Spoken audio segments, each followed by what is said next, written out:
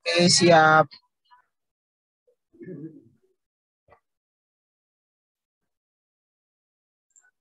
Siap hadir Pak Handi. Oke, baik, siap. Kita mulai lagi. Bismillahirrahmanirrahim. Assalamualaikum warahmatullahi wabarakatuh. Waalaikumsalam warahmatullahi wabarakatuh. Kita mulai lagi ya kuliah kita ya. Dan tadi sempat tertunda untuk menjawab beberapa pertanyaan tadi ya dari beberapa teman-teman. Tadi saya rangkum ada 3 hal ya. Yang pertama terkait dengan kenapa bank muamalat tadi ya tidak bisa maju dan berkembang seperti bank-bank konvensional lainnya. Ini saya mau share satu data ke teman-teman sekalian. Mungkin bisa kita lihat perbandingannya. Jadi ini adalah data tahun 2020 ya, dari laporan perkembangan keuangan syariah Indonesia yang dikeluarkan oleh OJK ya, Otoritas Jasa Keuangan. Nah, kita bisa lihat ya, perbankan syariah kita ini ya, itu market share-nya terhadap keuangan nasional itu masih sekitar 6,5%, ya, dengan total aset sekitar 608 triliun. Nah, ini terdiri dari 14 bank umum syariah, 20 unit usaha syariah, dan 163 BPRS syariah. Ya. Nah, sementara yang agak lebih lumayan itu adalah pasar modal. Ya. Pasar modal itu kita sudah market share-nya terhadap keuangan nasional itu sudah mencapai angka 17%. Ya. Pasar modal syariah ini belum termasuk saham syariah ya. Nah, sementara IKNB, industri keuangan non-bank, ya, mulai dari asuransi, ya, pembiayaan, modal ventura, ya, dana pensiun dan lain sebagainya, itu masih 4,61%. Ya. Nah, dari data ini saja kita bisa melihat ya, Bapak Ibu sekalian, betapa kecilnya size kita gitu. Ya, size perbankan syariah ini sangat kecil sekali dibandingkan dengan keuangan nasional atau perbankan nasional. Ya.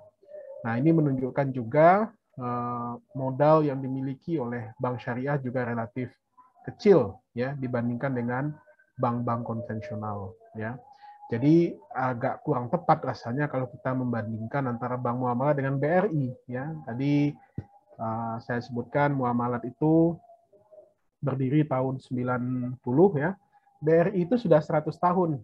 Mbak Tri ya, Bu Sri ya, itu udah 100 tahun. Ini 1895 atau 18 berapa gitu lahirnya. Jadi memang sudah sangat panjang sekali sejarah Bank Rakyat Indonesia ini, sehingga wajar kalau dia bisa punya cabang di seluruh Indonesia ya. Dan yang kedua tentu dia bank BUMN ya, badan usaha milik negara yang notabene adalah bank plat merah ya, yang berada di bawah pengelolaan pemerintah tentunya. Sementara muamalat tadi saya katakan itu adalah murni bank yang dikelola oleh masyarakat ya. Inisiasinya oleh teman-teman aktif di ICMI ya dan Republika yang kemudian ditangkap oleh pemerintah pada waktu itu, pemerintah Orde Baru ya, untuk membuat satu lembaga keuangan syariah, perbankan syariah sebagai bentuk ya. Jadi tadi kalau kita lihat ya bagaimana pola transformasinya ini, itu juga tidak bisa dilepaskan. Tahun 90 memang pemerintah pada waktu itu sudah mulai memberikan ruang kepada umat Islam ya untuk bisa memiliki satu lembaga keuangan sendiri gitu. Ya, selain juga pendirian lembaga cendekiawan Muslim dan juga media ya yang selama ini mungkin full dikontrol oleh pemerintah. Nah, ini menunjukkan ada mulai pada tahun 90 itu pemerintah mulai memberikan ruang kepada umat Islam untuk memiliki lembaga keuangan sendiri, media sendiri, organisasi sendiri, ormas sendiri gitu. Ya, jadi murni diinisiatif oleh masyarakat ya, bukan oleh pemerintah.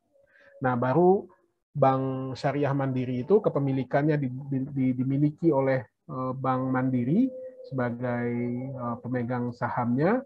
Nah, ini relatif lebih besar dibandingkan bank muamalat. Apalagi sekarang dengan merger 3 bank ini, tentu asetnya sudah meningkat cukup signifikan dan masuk kategori buku 3. Jadi sekali lagi, teman-teman, kalau saya boleh mengusulkan kita tidak terpancing gitu ya, atau tidak apa ya, tidak apa namanya itu, tidak ya terpancing lah ya untuk membandingkan antara bank syariah dengan bank konvensional, karena memang pada hakikatnya itu berbeda, dua hal yang berbeda. Bahkan nanti kalau seandainya tadi ya yang saya stop share dulu ya, saya coba lihatkan ke Anda sekali lagi teman-teman ya. Kalau seandainya nanti ekosistem ini bisa bergerak dengan baik ya, tentunya ini akan memberikan ruang yang lebih besar lagi kepada industri keuangan syariah gitu. Ya, karena dia akan membiayai halal industries ya, akan membiayai komunitas ini ya. Di halal industri ini saja ini sudah banyak industri yang tumbuh seperti makanan, minuman ya, moderate fashion ya, pariwisata, farmasi dan kosmetik, media dan rekreasi, dan bisnis-bisnis syariah lainnya. Ini yang harus menjadi market atau target market daripada commercial finance ini, terutama perbankan syariah gitu. Jadi dia tidak akan kemana-mana ya. Artinya ininya tumbuh dan berkembang, sektor halalnya tumbuh dan berkembang. Nah ini yang diharapkan bisa membiayai. Jadi perputaran ekonomi dan keuangannya itu perputaran yang memang itu sudah bisa dikelola ataupun sudah bisa apa namanya di manage secara baik gitu ya, sehingga pembiayaan yang dilakukan oleh commercial bank ini atau commercial finance ini itu memang pembiayaan yang larinya masuk ke sektor real ya, semuanya akan terkelola di sektor real. Jadi dia akan sedikit sekali nanti apa namanya bisa masuk ke secondary market ya, diharapkan ya, karena semuanya akan masuk ke sektor real. Nah oleh sebab itu PR kita hari ini ya, human capital, research and development, regulation, branding, digital teknologi, ini menjadi PR kita bersama gitu ya, supaya nantinya diharapkan ini akan tumbuh dan berkembang. Apalagi kalau kita lihat ya, demand-nya sendiri, satu global market pastinya, negara-negara berpenduduk muslim akan menjadi demand-nya ya, akan menjadi pangsa pasarnya, ya terutama di kita pasti ya, kalau kita bisa jadi tuan rumah di negeri kita sendiri saja, sesungguhnya kita sudah menang ya, sudah menjadi raja di negeri kita sendiri. Ya, yang kedua ya domestic market ya, selain global market juga domestic market menjadi demand-nya. Nah, ini yang saya katakan tadi ya, kalau ini bisa tumbuh dan berkembang, tentu kita harapkan market share-nya akan semakin besar. Jadi sekali lagi saya sih menyarankan untuk kita tidak lagi ya, bukan tidak lagi ya, tetapi sebaiknya jangan mengkomparasikan antara konvensional bank dengan syariah bank gitu ya, karena memang dua hal yang berbeda. Dia tidak bertarung, tidak berkompetisi di playing field yang sama gitu. Ya, pasti berbeda. So, kalau itu selalu kita bandingkan, ya akan selamanya, bukan akan selamanya, akan susah bagi kita untuk membuka satu frame bahwasanya perbankan syariah itu yang memiliki ekosistemnya sendiri dan bisa berkembang gitu secara pesat dengan membiayai sektor-sektor atau ekosistem ekonomi syariah yang ada tadi ataupun yang berkembang tadi. Ya, begitu mungkin Mbak Sri ya jawaban saya. Nah, yang kedua terkait dengan DPS ya. DPS ini ya, Pak siapa tadi? Pak Ilham tadi ya, kalau nggak salah ya. Pak Hilman ya. Setio, Pak.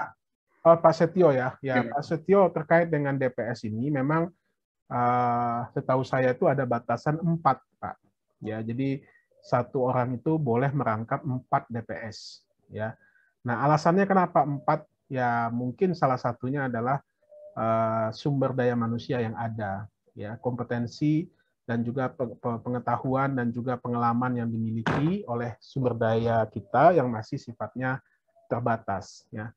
Tapi mungkin juga ya kalau dengan melihat perkembangan hari ini gitu ya, banyaknya sekolah-sekolah yang menawarkan program ekonomi syariah atau ekonomi Islam, rasanya sih sudah tidak kekurangan kalau menurut saya ya.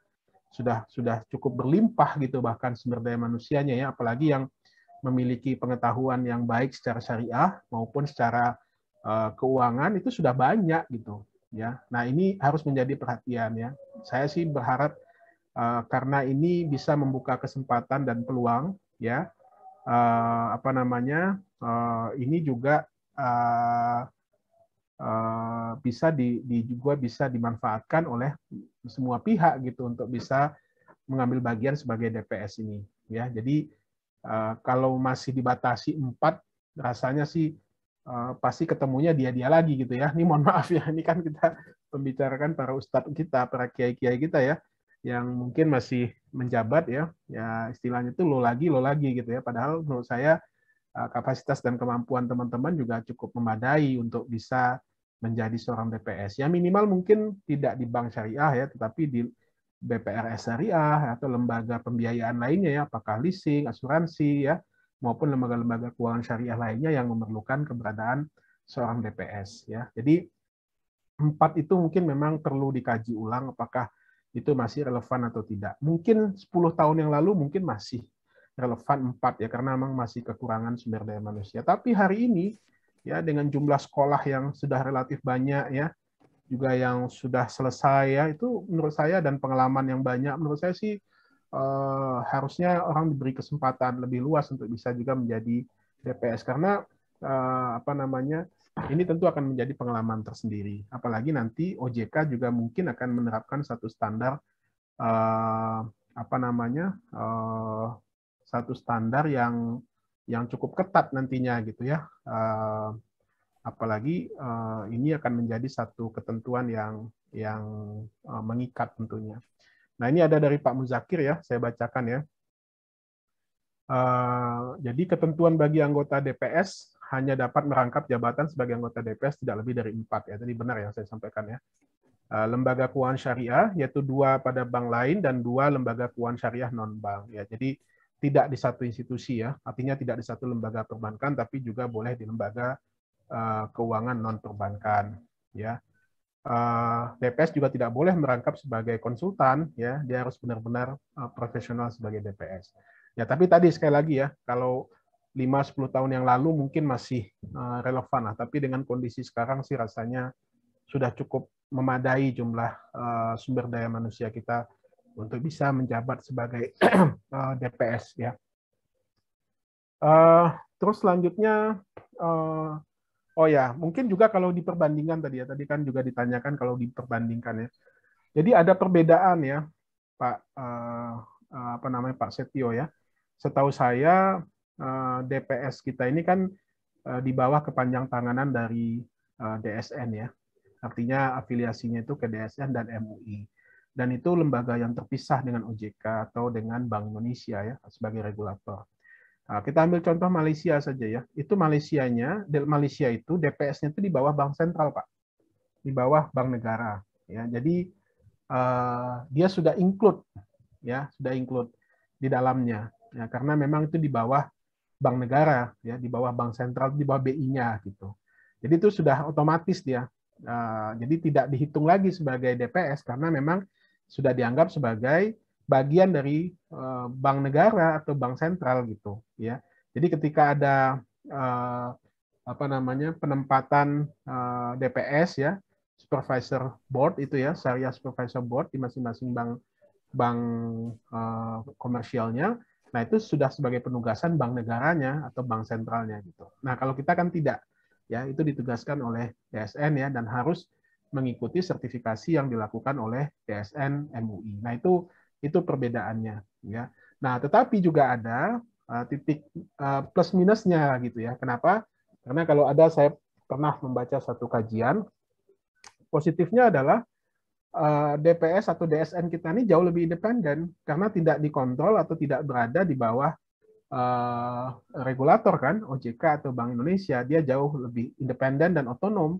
Bahkan mereka bisa mengeluarkan fatwa atau kajian-kajian yang memang ya bisa saja itu belum mendapat rekomendasi dari Bank Indonesia atau OJK, atau memang mereka tidak merekomendasikan apa yang sudah dilakukan oleh OJK dan Bank Indonesia, bisa saja gitu. Jadi mereka punya independensi tersendiri. Nah, tetapi kalau dia di bawah OJK atau di bawah Bank Indonesia, nah tentu independensinya diragukan gitu, ya. Yang tidak bisa juga dilakukan oleh lembaga lain. Nah, jadi itu plus minusnya, ya. Nah, selain itu ya Bapak Ibu sekalian, nah mungkin juga akan membuat lembaga kita ini ya, artinya agak sedikit konservatif ya. Kalau saya perhatikan ya, kenapa? Karena mereka tentu punya semacam apa namanya kajian-kajian yang jauh lebih kuat lah gitu ya. Jadi sebelum mereka mengambil keputusan itu tentu ada satu kajian yang sangat kuat sehingga memang terkesannya konservatif lah gitu sehingga tidak banyak apa namanya tidak banyak belum sebanyak di negara-negara seperti Malaysia misalkan ya instrumen-instrumen yang memang sudah dihasilkan oleh DSN-nya. Jadi kalau dikomparasi, kalau kita bandingkan, ya mungkin masih agak ketinggalan di kita ya, instrumen yang sudah dihasilkan oleh DSN atau fatwa yang sudah dihasilkan. Nah, kalau saya sih melihat ini faktor kehati-hatian saja. Ya, misalkan dulu masalah buy and dine ya, di Malaysia jual beli hutang itu ya, di Malaysia itu diperbolehkan, tapi oleh DSN kita tidak diperbolehkan. Nah, tentu atas satu kajian yang sudah dalam ya, sehingga memang ketika keputusan itu diambil, nah itu sudah berdasarkan daripada kajian yang cukup dalam gitu.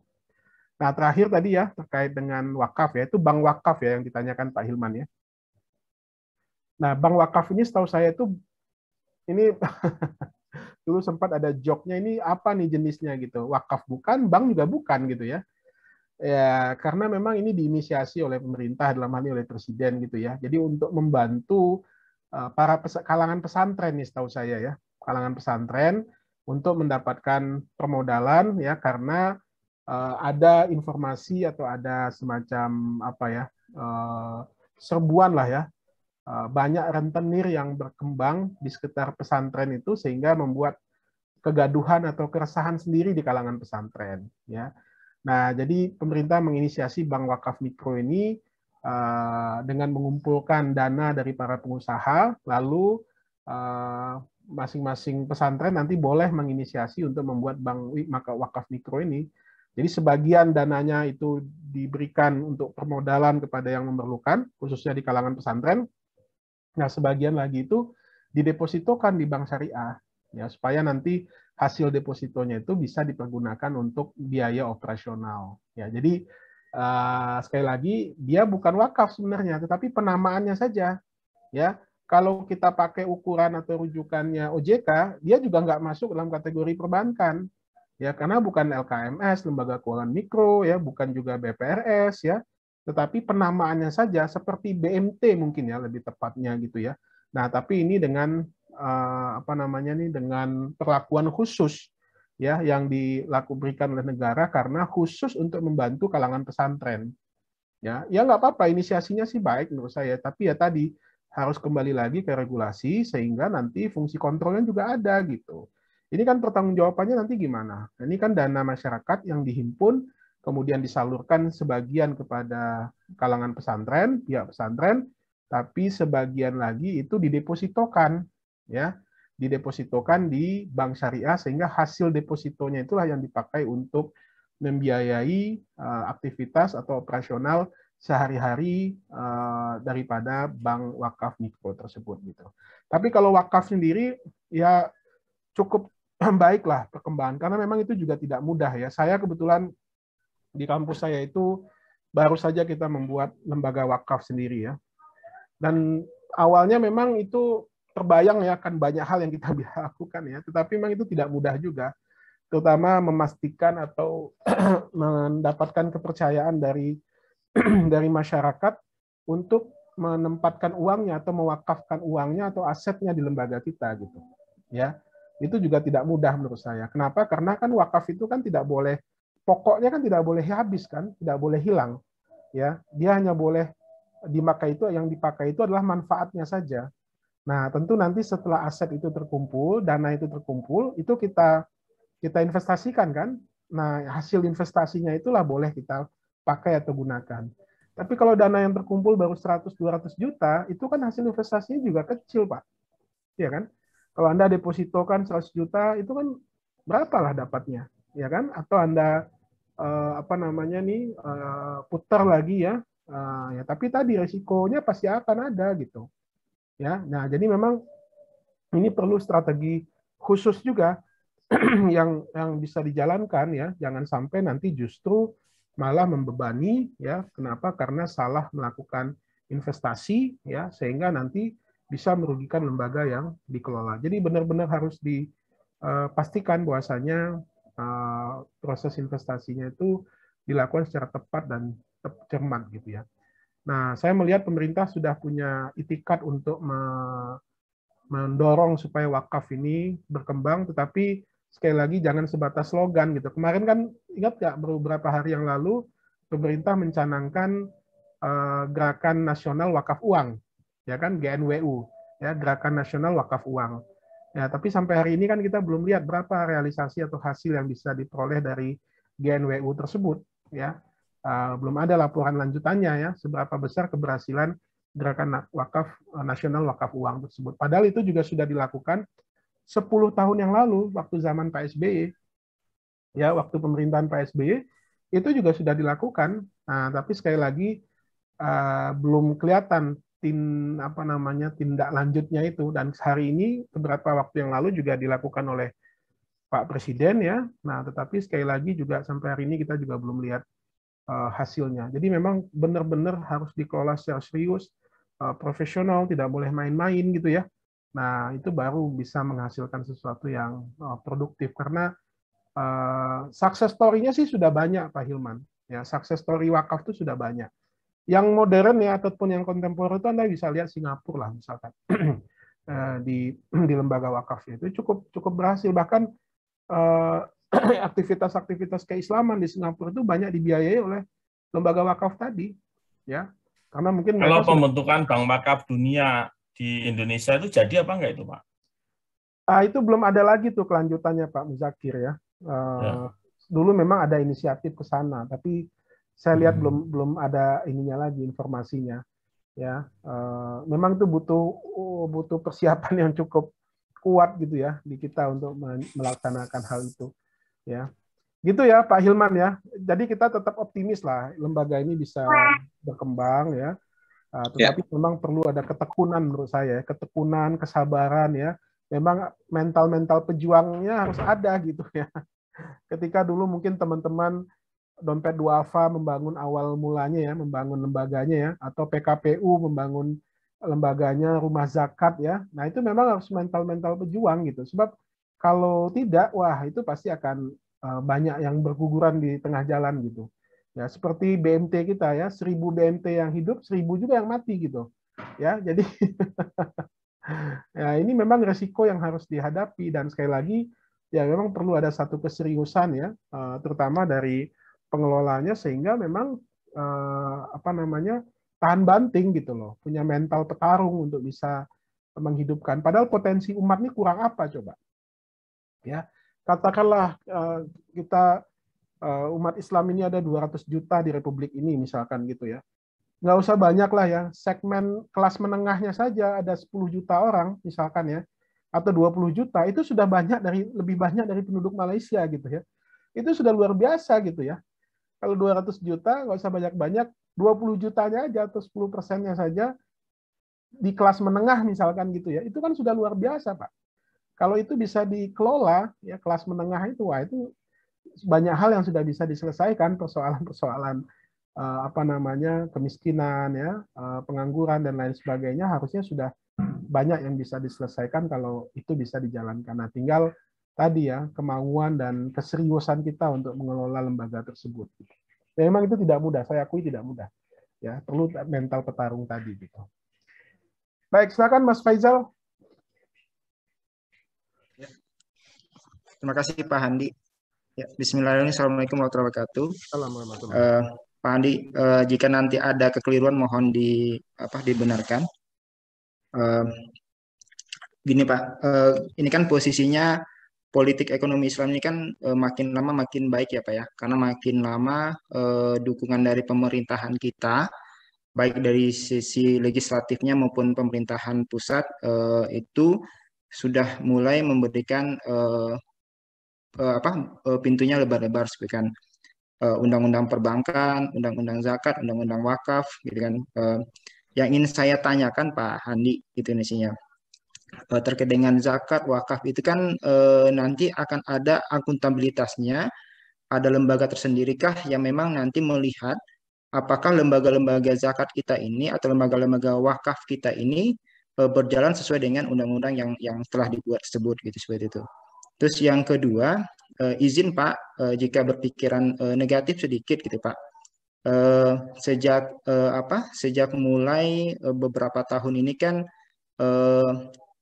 pemerintah itu kan sangat melek dengan perkembangan ekonomi syariah di Indonesia gitu seperti kan sangat konsen sekali gitu kan dengan adanya undang-undang wakaf tadi, zakat tadi gitu kan. Apakah ini ada nggak sih Pak maksudnya itu pemerintah ini mau mencari sumber-sumber dana lain yang mungkin untuk sebagai sumber pendapatan negara seperti itu Pak. Gitu Pak Handi, mohon ilmunya. Terima kasih. Assalamualaikum warahmatullahi wabarakatuh. Waalaikumsalam. Iya, makasih Mas Faisal ya. Ya, jadi memang lembaga-lembaga zakat yang ada ini kan tadi sudah diinfokan mereka harus merujuk kepada penggunaan standar akuntansi ya, PSAK ya. PSAK, akuntansi, zakat, infak, wakaf dan segala macamnya gitu. Nah, itu pertama harus merujuk ke sana untuk penyusunan laporan pertanggungjawabannya atau akuntabilitas publiknya gitu, akuntabilitas keuangannya gitu ya, Mas Faisal ya. Itu pasti menggunakan sudah harus menggunakan itu. Nah, tapi memang harus kita akui memang infrastruktur regulator kita itu memang belum begitu komprehensif gitu ya, sehingga memang ya tentu dari aspek pengawasan ya, aspek pelaporan dan lain sebagainya belum bisa diharapkan secara komprehensif ya. Nah, tetapi instrumen-instrumen itu sudah mulai ada ya. Di antaranya tadi yang saya katakan adanya penggunaan sistem akuntansi zakat, infak dan sedekah yang harus digunakan oleh masing-masing lembaga zakat ya dalam membuat atau menyusun laporannya. Dan bahkan setahu saya itu Basnas itu sudah menetapkan ya sistem pelaporan zakatnya itu kepada Basnas sehingga bisa dilakukan monitoring terhadap perkembangan terutama BAS ya, BAS yang ada di daerah ya maupun ya BAS lah gitu ya. Nah, tapi kalau LAS itu kan harus itu kan ada akuntan publiknya nantinya atau laporan keuangannya yang diperiksa oleh akuntan publik yang registered yang juga sudah memiliki registrasi atau undang-undang sesuai dengan akuntansi zakat tadi. Jadi harusnya memang dilaporkan ya dan juga diperiksa sehingga akuntabilitasnya itu bisa dipertanggungjawabkan. Nah, tapi tadi sekali lagi ini memang perlu waktu ya sehingga memang semua LAS BAS itu punya terintegrasi lah sistem pelaporannya. Jadi benar-benar nanti dana masyarakat itu, dana umat itu bisa dipertanggungjawabkan. Itu satu. Nah, yang kedua terkait dengan apakah pemerintah akan mencari sumber pendanaan ya, Mas Faisal ya.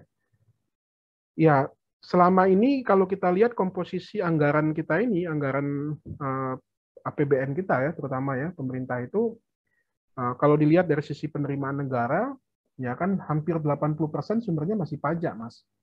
Ya, bersumber dari pajak. Ya, dan itu ya akan tetap dipertahankan oleh pemerintah gitu. Ya. Nah, tetapi dengan melihat kondisi yang ada sekarang, ya tingkat kebutuhan pembangunan yang semakin tinggi, tetapi kemampuan pemerintah untuk menyediakan pendanaan itu juga terbatas gitu.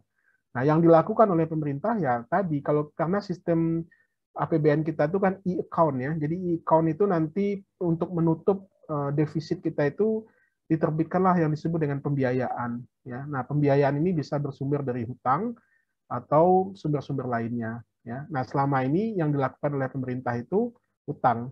Nah, apakah ada unsur syariahnya di sana? Ada ya. Pemerintah sudah menerbitkan sukuk sebagai bentuk pembiayaan yang dilakukan oleh pemerintah untuk membiayai proyek-proyek infrastruktur biasanya ya. Nah, tapi itu komposisinya mungkin belum sebanding dengan yang sifatnya obligasi biasa atau utang lainnya gitu. Jadi komposisinya masih relatif kecil, tapi itu progres. Artinya progres itu berkembang terus gitu.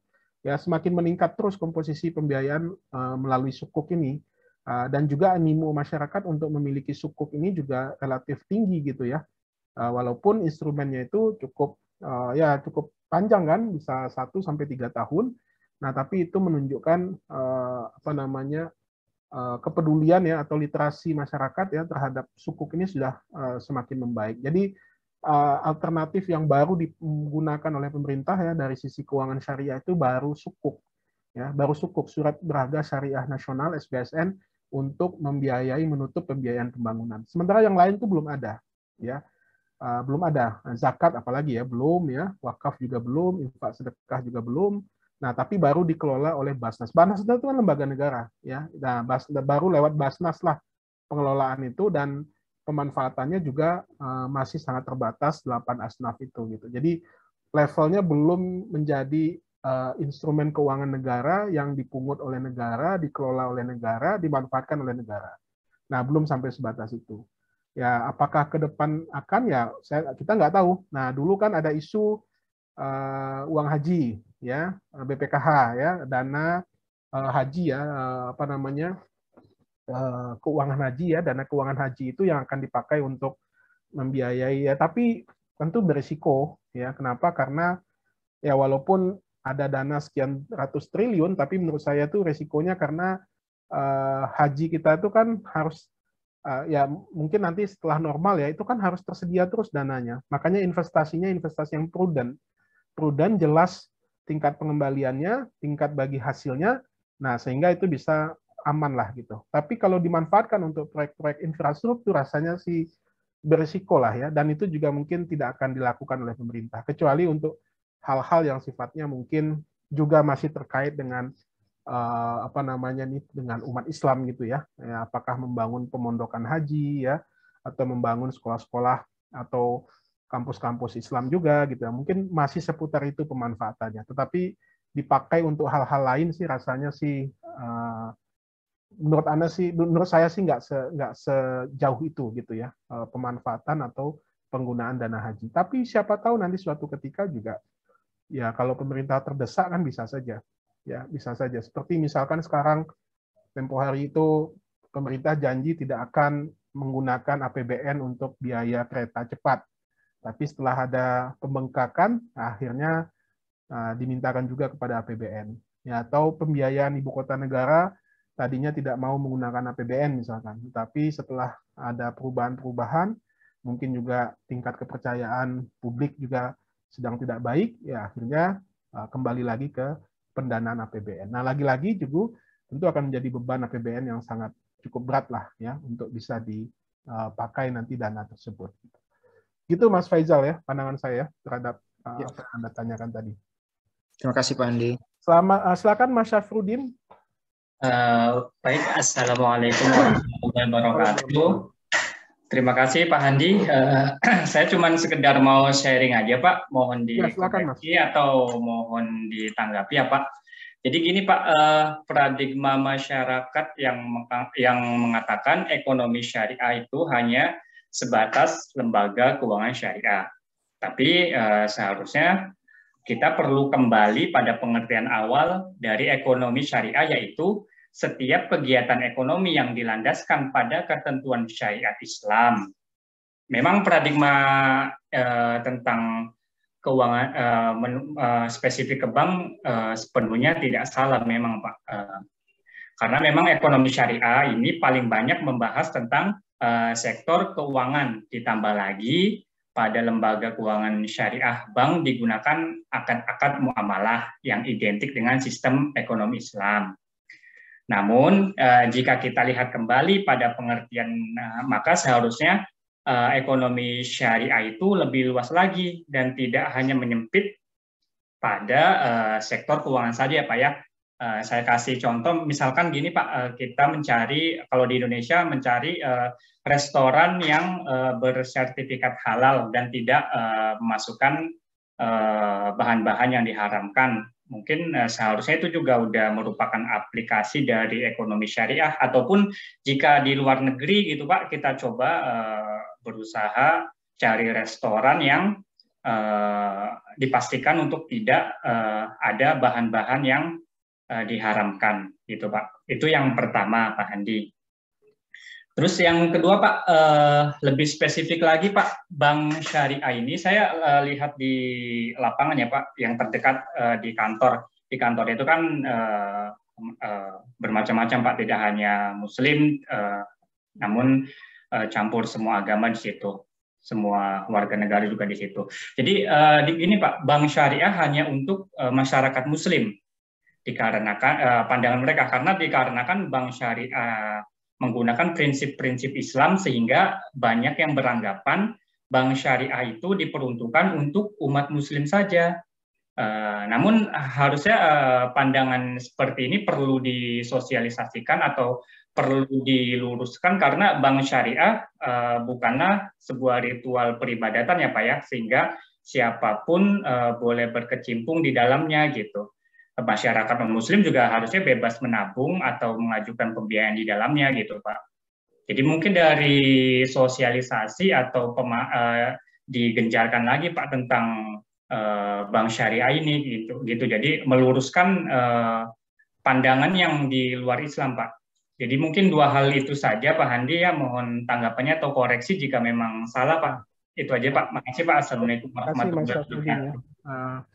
Jadi saya setuju yang pertama ya, artinya memang ekonomi Islam itu nggak hanya keuangan saja, memang betul itu.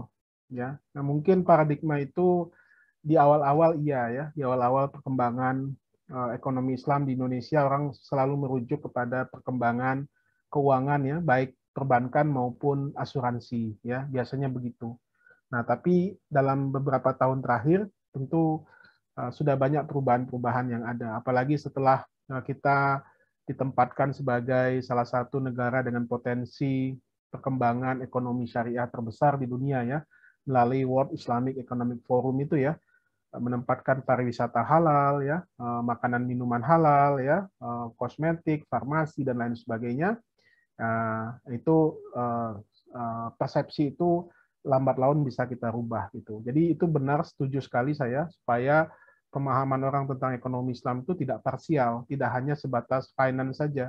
Walaupun finance-nya atau keuangan itu juga penting menjadi bagian yang tidak terpisahkan dalam perkembangan ekonomi dan ekonomi syariah ya, tetapi itu tidak semata-mata itu saja. Nah, oleh sebab itu sangat urgent rasanya, penting rasanya untuk segera membangun ekosistem ekonomi syariah tadi yang saya katakan ya. Jadi kita sudah harus mulai berpikir untuk menata ekonomi kita tuh dari hulu ke hilir. Ya, di hulunya juga mesti ada ya, para petani, nelayan, orang yang menghasilkan bahan baku ya, itu juga mesti ada ya. Jangan kita terima di hilir saja ya. Di hulunya jangan-jangan masih dikuasai oleh orang lain misalkan. Nah, ini juga menjadi PR juga bagi kita, bagaimana hulu ke hilirnya juga diperhatikan, atau apa namanya nih, rantai pasoknya ya. Itu juga menjadi satu hal yang penting untuk dipahami gitu ya, sebagai satu kesatuan yang tidak terpisahkan. Jadi setuju itu saya Mas Syafruddin ya. Nah, sehingga nanti kalau industri sektor realnya tumbuh, ya ekonominya tumbuh berkembang, pembiayaannya juga tumbuh berkembang, industri keuangannya juga pasti tumbuh berkembang gitu. Jadi kita tidak lagi menoleh ke konvensional kiri kanan, ya biarin saja mereka juga dengan pangsa pasarnya sendiri. Makanya tadi saya katakan idealnya dengan jumlah penduduk Muslim sekitar 83% di Indonesia hari ini, harusnya market share perbankan syariah itu minimal 60% lah. Nggak usah sampai 80%, 60% saja. Ya, nah ini kan juga menunjukkan 60% juga kebanyakan ya. Ya, jadi artinya penduduk yang besar itu tidak menjamin sesungguhnya. Ya, jumlah Muslim terbesar itu juga tidak menjamin dia juga akan memanfaatkan perbankan syariah sebagai instrumen keuangannya gitu. Ya, ini kan tentu PR lagi buat kita ya, yang sudah memahami, mengetahui bagaimana mendorong supaya market share tadi tumbuh dan berkembang. Nah, melanjutkan ke yang pernyataan kedua tadi ya, saya sih setuju-setuju saja, tetapi yang lebih penting itu Mas Syafruddin menyadarkan yang Islam ini dulu gitu. Jangan melihat yang non-Muslim dulu, itu kan kecil itu ini mereka kan, market potensi pasar mereka kan juga relatif nggak terlalu besar juga ya, walaupun mungkin penguasaan aset mereka melalui para konglomerat mereka gitu ya, artinya yang memang itu non-Muslim ya besar sekali pastinya ya, tetapi tadi ya masyarakat Muslim yang sudah jelas-jelas beragama Islam ya,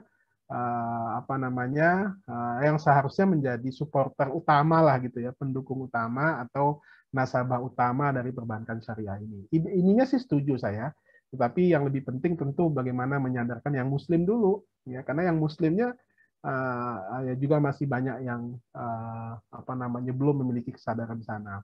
Nah, sebagai perbandingan misalkan, ya kalau kita lihat Malaysia saja misalkan ya, itu nasabahnya justru paling banyak non-Muslim, ya, kalangan-kalangan etnis Chinese ya, itu paling banyak nasabah perbankan syariah. Nah, cuman mungkin problemnya adalah mereka hanya mencari sweet money. Sweet money-nya itu adalah ya ketika marginnya bank syariah lebih baik ketimbang tingkat suku bunga. Nah, itu mereka migrasi tuh ke bank syariah, ya, supaya dapat sweet money tadi. Nah, tapi sebaliknya ketika itu rendah ya dia balik lagi ke konvensional gitu. Ya, jadi dia pertukarkan saja. Nah, di kita mungkin belum sebesar itu karena di mereka tuh sudah 70-20% mungkin ya market share-nya ya. Nah, di kita belum bisa sampai sejauh itu. Jadi masih memang nasabahnya itu yang bersifat loyalis lah gitu ya. Yang loyalis benar-benar sebagai loyalis bank syariah lah gitu ya. Jadi yang floating mass-nya tuh belum banyak yang terjaring gitu. Ya, yang floating mass-nya masyarakat umumnya gitu. Ya, masyarakat kita ini kan rasional saja. Kalau menguntungkan ya dia mau, kalau nggak menguntungkan ya dia nggak mau gitu. Nah, sekarang gimana kita mencari formulasi selain persoalan menguntungkan, tapi juga dia merasa wah ini sesuatu yang harus dia bela, harus dia dukung gitu. Kenapa? Karena ya tadi dengan bank syariah itu dia merasa jauh lebih aman, nyaman menggunakan transaksi di bank syariah.